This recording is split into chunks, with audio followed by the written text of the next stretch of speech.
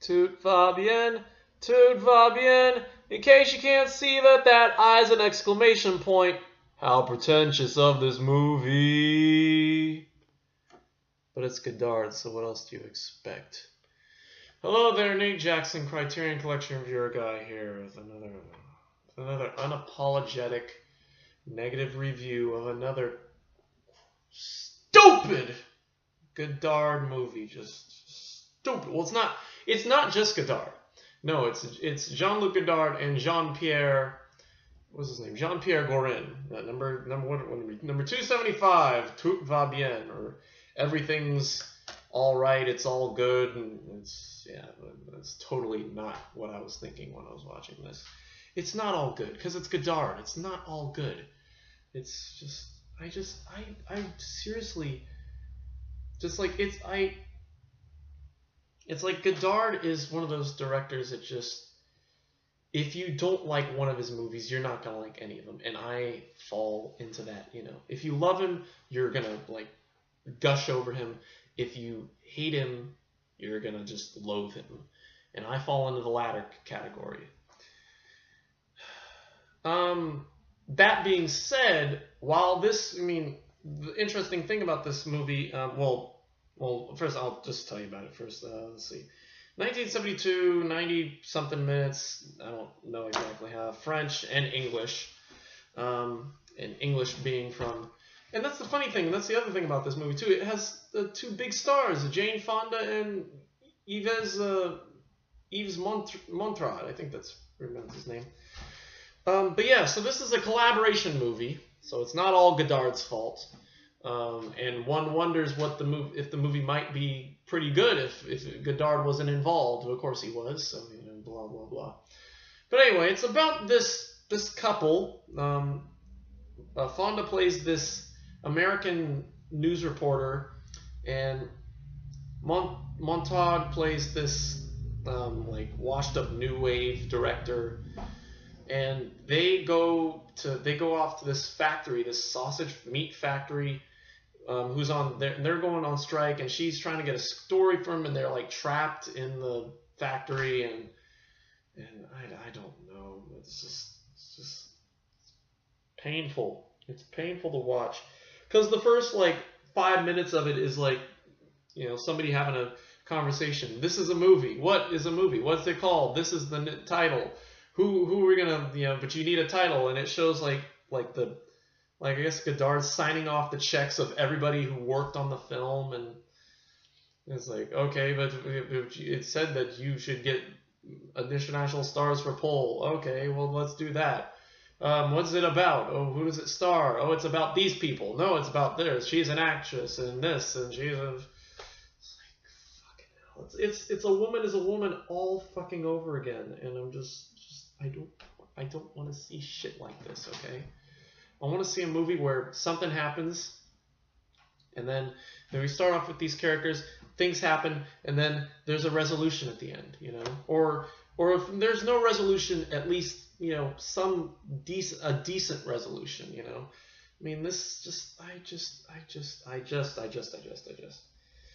But yeah, there's this, then the factory is apparently shot by like, there's like this set where like it looks like a play, and everybody's like one room connects to the other, and it's all built on this huge set. I guess it's like one big set where you could see, they pull back and you could see everybody in each room, and it kind of like when you see like the bedrooms, like that one movie. Was it Scenes? I don't remember if it was Scenes from a Marriage, but there was one movie that we've seen where it's like you see the two characters in two different rooms, and I can't remember for the life of me which one it is, but I'm pretty sure it was a Criterion film that we've seen. And if you guys remember what I'm talking about, it's that kind of style, the open set kind of thing. But the shots go on too long. There's an extremely long shot at the end where it's like at a supermarket, and somebody's reading from a French communist book, and at the end, like there's a riot, and police come in, and it's just, I don't know what to make of it. But yeah, so that's basically it. Fonda speaks French every once in a while, and There's random cuts for no apparent reason.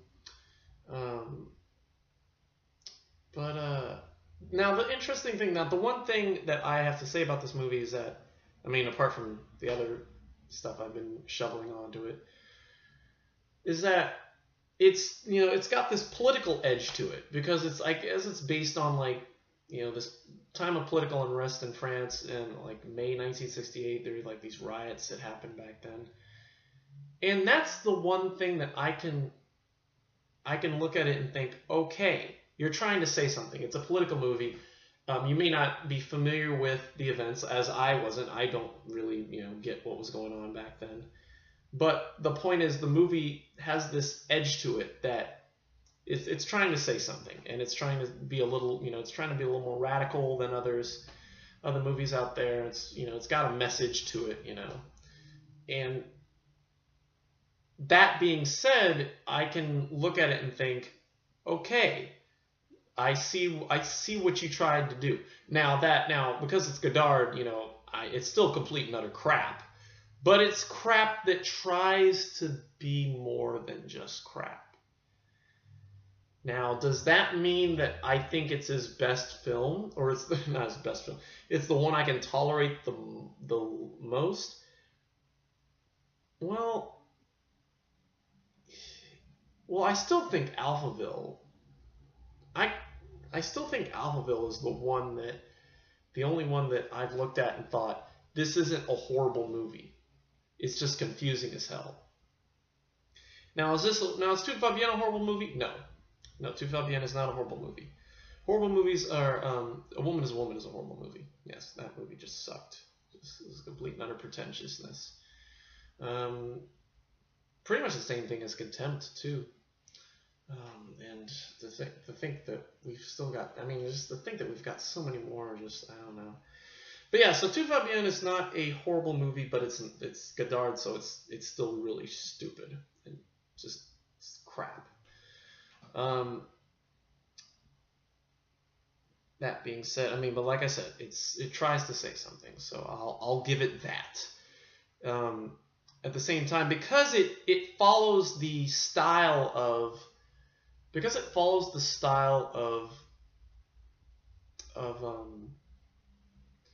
A Woman is a Woman, with all the weird font and flashing and all the random voices that appear out of nowhere, I can't really get behind this movie because it's just too stupid. And random shots of people talking. There's a lot of shots of like people talking. It's supposed to be from the camera, like the people talking is supposed to be what the camera is. So you see the actors that the character is talking to, and they look at the camera as if they're talking to the camera, and it's stupid.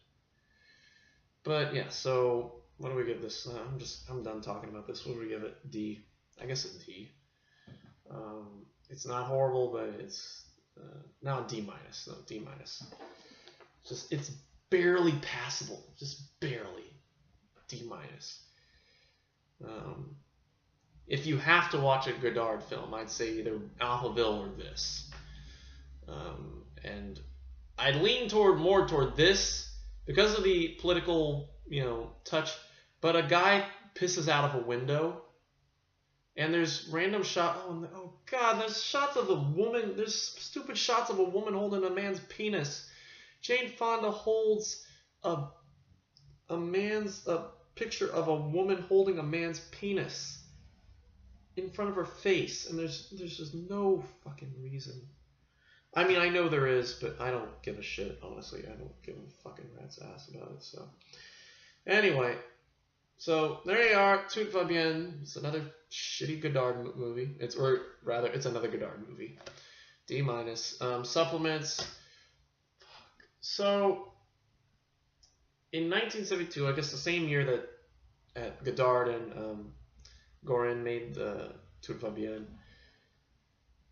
Jane Fonda made this trip to Hanoi during the Vietnam War, and she met with the Vietnamese, and there were photos that were taken and were sold to American, you know, magazines, and the Americans were really upset. Her trip was really controversial, and she shouldn't have gotten involved and all that.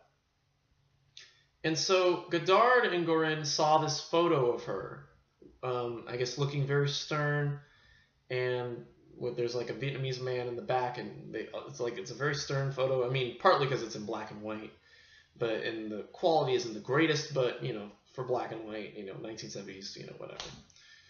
So Godard and Gorin made another film based on this photo, and made a 52-minute film based on dissecting this film and analyzing her structure, her facial structure, and the Vietnamese in the back and all that, and comparing it to other films and all that, or pictures, and it's just like, and they called it Letter to Jane, and so it's included here as a supplement. And Jesus Christ, I mean, I guess I can understand, because it's about Jane Fonda, and they made it, and what better place to put it? It's the only other time they worked together, so what a better other place? But Jesus, why did they feel like this was necessary? I don't get it, but whatever. And then there's two interviews. An interview with Godard from '72, around the time of Tout va bien. He looks homeless. Looks like you can see his eyes for once. He wears shades. He wears those, like, he just wears glasses where you can see his eyes, and he's got these big ass eyes, and it's like, just looks like he hasn't gotten sleep for days, or he's wired on drugs or something. And then there's an interview with Gorin that was done especially for this disc, where he talks about working with Godard and making it, and Fonda and all that. So yeah. So anyway, that's all I'm gonna say about this piece of junk. Tout va bien, D-, whatever. So yeah. So that's it for me today. Tomorrow, hopefully we're gonna pick it up. Hopefully we're gonna pick it up, because we got Renoir. We go from really crappy French director to really awesome French director. Jean Renoir's The River. And then Saturday, Gus Van Sant's My Own Private Idaho. Because as you know, today we were supposed to do Night in the City, but we sped through the Dasein movies on Monday, so we're a little ahead of schedule. So next week, that means we'll do Eclipse on Monday, Young Torless next Wednesday. What's after that? Sword of Doom, which I actually have, and I meant to show it to you guys, but I'll show you next time. Sword of Doom, which is be on next Thursday, and then next Saturday will be Jules and Jim Truffaut. Looking forward to that as well. Another great French director. And then the week after that, we may start. The week after that, I plan to start doing the rewatching of the films, which will probably be. I don't know how many we'll do. I'm thinking we might do just one a week for now. Or at least next week we'll do just one, so that we can do the 3 war films, the Andrezev Wajda trilogy. And I'm not sure when we'll do it. We'll either do it the Monday or that Saturday, but we'll figure it out. Depends on whether or not I still have to get a hold of a copy of The Lady Vanishes, and then figure out how I'm going to do Hard Boiled, all the others, But yeah, so anyway, look forward to that. Yeah, so I'm looking forward to The River tomorrow. Anyway, that's for me. Thank you for watching. Don't piss out of windows, and don't be Godard, and don't hold penises, and don't hold photos of women holding penises in front of your face. There's no reason why you need to do that. And I guess don't travel to Hawaii in 1972. Don't do it. Anyway, that's it for me. Thank you for watching, and we will see you. Well, that is if you're still watching, which you probably aren't. And we'll see you on tomorrow. For those of you who still like me, For those of you who don't like Godard as much as I don't, anyway, we'll see you tomorrow for The River. Until then, goodbye.